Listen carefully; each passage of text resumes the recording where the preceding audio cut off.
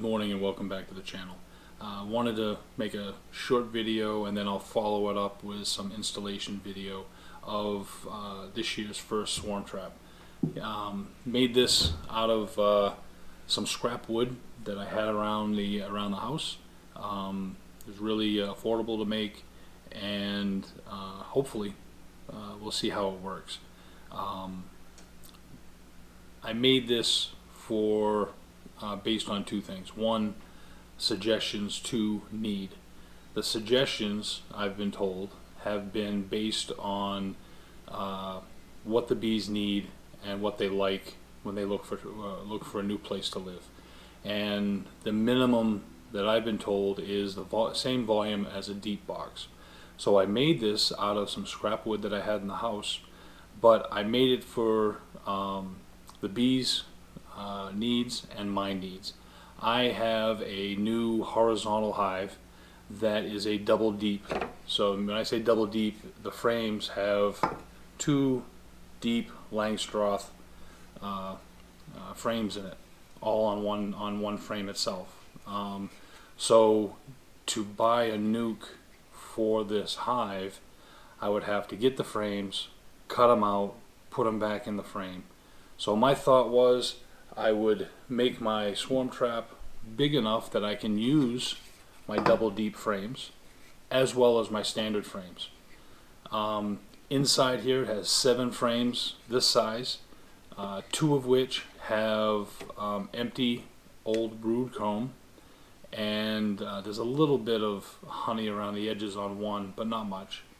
Then I have a couple other frames in there that have wax foundation, and then I have a couple that are empty because I'm planning on transferring them into my my new horizontal hive, and I won't need all 7 of these because I have frames in there in the new horizontal hive that already have resources in them waiting for the bees. So what I do is I'll find a tree on a tree line, not in the direct sunlight but not overly shadowed, good daylight, good path, flight path access, so you can see bees coming from the pastures up there, and we'll hang the trap about 10 to 12 feet up.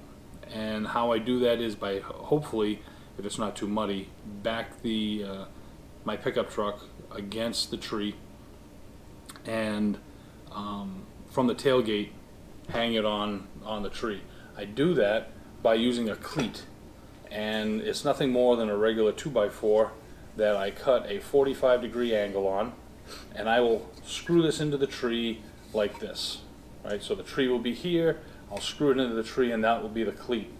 Then the back of the trap has its own cleat, so what will happen is this will catch onto the tree like that, and then I'll wrap a ratchet strap around the whole tree and trap itself, holding in place so it's stable. Then when bees take residency in there, I even gave them a little sign: "This way to your new home." when the bees take residency, they will. All I'll do is I'll come out there on an evening and close the door so they can't come out, and unratchet strap it, put it in the truck. What I did do though is I put a little grate in there. I'll take a picture and I'll show you what exactly it looks like. But what I did is I went to the hardware store, and they have these little grates that hang on a tray, so when you're using a roller for paint, it takes the paint off the roller, and it's a perfect size to block the entrance so I don't have squirrels and birds trying to make a home in the bee trap. So that's what I put in there. When I get to the location, I'll be putting the cleat on the tree, hanging it up, and then at the end I'll be using my Swarm Commander. In the earlier videos you saw that I was doing a review of the new Swarm Commander, which is a glass ampule, crush the glass, and the cotton ball end soaks up with the Swarm Commander, and we're going to put that around the entrance and then place it inside the hive, and we'll see how well the Swarm Commander works. Hopefully, if I can get one swarm, I might be able to get another swarm later on, because from what I hear from my friend, the bees have been very active up there, and if they're looking for a home, I'll be more than happy to oblige them. So with that, I will see you at the field where we're going to put the trap up, and at the end of the video we'll talk a little bit more about the Swarm Commander. So see you in a little bit. Okay guys, we're back here with Dwayne. He's the property owner where I'm going to keep the bee trap. Dwayne, if you could just tell me a little bit about yourself and a little bit about the area, what's growing in the area, Sure. That type of stuff. Be happy to. I'm a retired Environmental Protection Agency wetlands biologist, and also spent 38 years in the Air Force as a public health officer. The property that we're on is about 40 acres with 2 clear water spring-fed streams. There is a native oak savanna with pre-Columbian oak trees on it, older than 500 years old. Wow. Just up on the ridge over that away, and it's never been broken by a plow. And so we're restoring that oak savanna. This area is pretty much untouched except for 2 small patches of pasture that's mowed. The rest of it is in timber with the 2 streams running through it. There's numerous waterfalls on the property. There are a couple of endangered plant species on the property. One of them is an orchid. There are others as well. We'll soon be doing a bioassay to determine all of the plant materials here. Primarily the timber is oak, some sycamore, and I just... What about agriculture? Within 4 miles, agriculture around this area? Well, across the road that direction is a place called Crystal Lakes, and there's no agriculture there. There is 3 little retention lakes and homes. There is some soybeans and some corn grown in the area. Okay. But mostly you're going to find it like this because it's pretty rugged and there's not a whole lot of flat ground. It's limestone outcroppings. Just about a quarter of a mile behind where you're standing is about a 35-foot waterfall. Oh, wow. That drops into the fishing river. The history on the property is that in about 1832, an old trapper that decided to settle down homesteaded this 40-acre square, and then in the 1840s another old trapper happened through, and he was done. He couldn't do anything, and the fellow that had this 40 acres gave him 4 acres square where my daughter and son-in-law now live, and built a cabin there. If you'll recall your history, about 8 years later in 1849, the 49ers were moving through here on their way to California to strike it rich. And so the fellow that owned this 40-acre spot had a little bit of gold, and so he salted the creek that's just running right here next to us with some gold, and then went into town and commenced to buy some things with paying for it with gold. And of course people headed for California saw that, and he said, oh yeah, there's gold out here in this creek. That's its name, Gold Mine Creek. Oh, he brought him out here. They found the gold that he'd salted, paid him cash, and he split and never heard from again.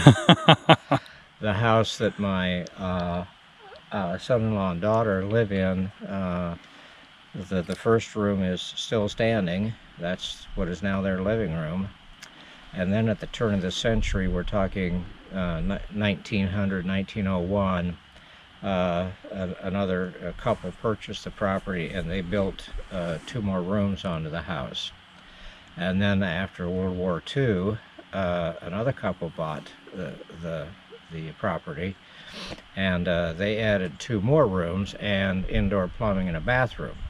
Oh. So in trying to kind of redo the inside a little bit, I was working with logs in the one part, and then real 2x4, 2 inches by 4 inches Rock, yeah. 2x4s on the second part with plaster and lath walls, and then on the third part was yet a different dimension of.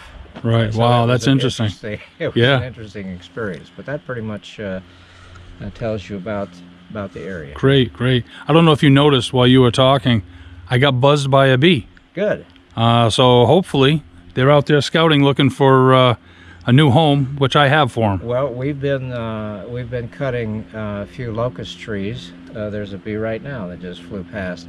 A few locust trees out here, and we noticed that our pop cans will attract bees, and this was 2 weeks ago. That's great. Yeah. Awesome. Yeah. Well, that's a good sign. So I think you're in a good spot. Great. Well, Dwayne, thank you very much. bet. We'll get to putting this up. All right. Okay, guys, so what I'm going to do is I'm going to hang this up in the tree. I've got a cleat up here already on the tree. It has a 45-degree cut, and there's a cleat on the back of the hive, bee trap, that has a 45-degree cut. I'll set it up on the tree, get a strap around it, and then I'll we'll talk about the Swarm Commander.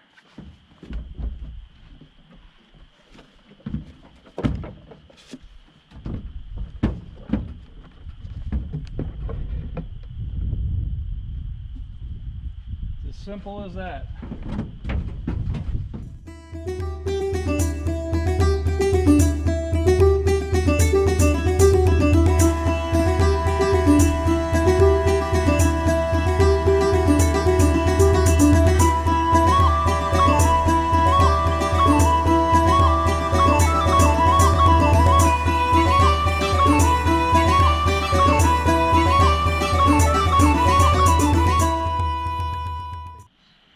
Okay, so guys, what we're going to do is we're going to use this new product of Swarm Commander. Instead of the spritz or the lure puck, it's a glass vial, kind of like smelling salts, with a cotton end.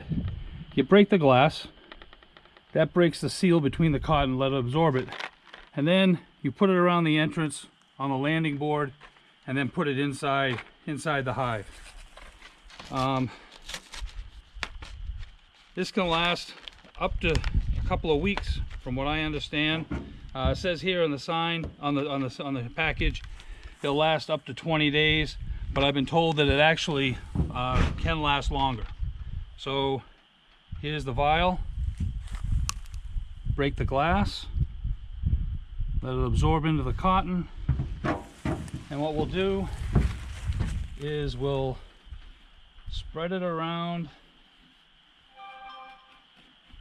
Did it start off? Around the board, around the entrance. You squeeze it and it'll come out. And then we'll take this and we'll chuck it inside. Now, one thing I did is to keep birds and squirrels out of here, there's a little grate. That's what I was talking about earlier. You get a better view of it here. What I did was I took a paint roller rack that you put on a little pan that takes the extra paint off the paint roller. I put it on the inside, screwed it in place, so that way the bees can come and go, but we don't have to worry about any pests like squirrels, chipmunks, or birds. So hopefully Dwayne's daughter will be checking on this once in a while, and hopefully soon we'll see some bees. And when we see some bees, we'll come back and we'll retrieve the trap. So until then, click the little subscribe thing on the bottom and hit that bell, and we'll see you soon. Bye. Moments later. I don't know if you can tell with this video, but we just put the Swarm Commander on the bee trap, and I just had a bee go in, and there's one buzzing around the back of the hive. Less than 15 minutes. We'll follow up soon.